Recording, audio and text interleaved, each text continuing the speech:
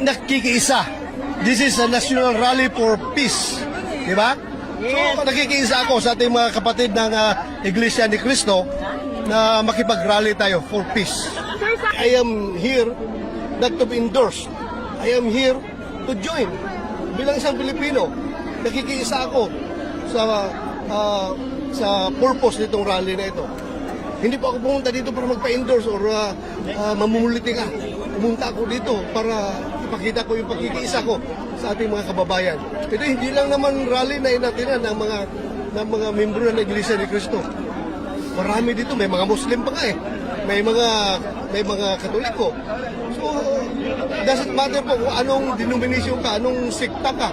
Basta kung ikaw ay Pilipino at gusto mo makikiisa sa mga kababayan mo na gusto ng kapayapaan, sumama ka dito. Hindi man tayo pumunta dito para maghasik ng gulo. Di ba? Pumunta tayo dito para gusto natin ma-achieve ang peace. Magkakaisa at tahimik ang bayan.